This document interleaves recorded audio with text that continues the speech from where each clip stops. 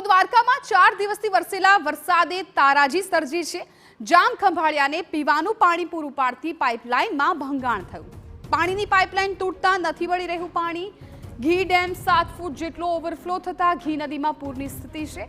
પૂરને કારણે પીવાનું પાણી પૂરું પાડતી લાઇન પાણીમાં તણાઈ ગઈ। વરસાદે વિરામ લેતા પાલિકા વોટર વર્ક્સે કામગીરી શરૂ કરી છે। 7 ફૂટ ઓવરફ્લો થતા ખંભાળિયા નગરપાલિકાના જે મેન પાણીની સપ્લાય લાઈનો છે તે હાલમાં વધારે ઓવરફ્લો થવાને કારણે વધારે વરસાદ થવાને કારણે ડેમેજ થયેલ છે। તેના કારણે હાલમાં પાણી પુરવઠો બંધ છે। તેના કારણે હાલમાં ખંભાળિયા નગરપાલિકાની તમામ ટીમ અન્ય વ્યક્તિઓનો સહારો તથા એનજીઓનો પણ સહારો લઈ અને આ કામ તાત્કાલિક અસરથી યુદ્ધના ધોરણે શરૂ કરેલ છે। ખંભાળિયાનો ઘી ડેમ 7.5 ફૂટની સપાટીથી ઓવરફ્લો થતા હેઠવાસમાં પાણી જવાને કારણે નગરપાલિકાની પાણીની મેઇન લાઈનો તૂટી જતા પાણી પુરવઠા વ્યવસ્થા ખોરવાઈ ગઈ છે।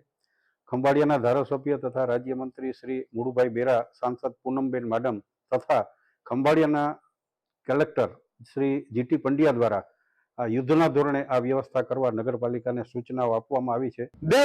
દ્વારકા જિલ્લાના મુખ્ય મથક જામ ખંભાળિયામાં છેલ્લા 3 થી 4 દિવસમાં 35 ઇંચ જેટલો વરસાદ ખાબકતા ખંભાળિયાનો જે ઘી ડેમ છે તે ઘી ડેમમાં પ્રથમ વખત 7 ફૂટ જેટલો ઓવરફ્લો થયો હતો અને ઘી નદીમાં ધસમસતો પાણીનો પ્રવાહ આવ્યો હતો। ત્યારે ખંભાળિયાને જે પીવાનું પાણી પૂરું પાડે છે તે પીવાનું પાણી પૂરું પાડતી જે પાઇપલાઇન છે તે પાઇપલાઇન પાણીના પ્રવાહમાં ધોવાઈ ગઈ હતી ને પાણી છે તે કોરમભાઈ ચડ્યું હતું। ત્યારે આ નગરપાલિકાના તંત્ર દ્વારા તાત્કાલિક યુદ્ધના ધોરણે કામગીરી કરવામાં આવી રહી છે અને વહેલી તકે ખંભાળિયાને પીવાનું પાણી પૂરું પાડે તેવી કામગીરી હાલ હાથ ધરવામાં આવી રહી છે। જય ગોસ્વામી, TV9 દેવભૂમિ દ્વારકા।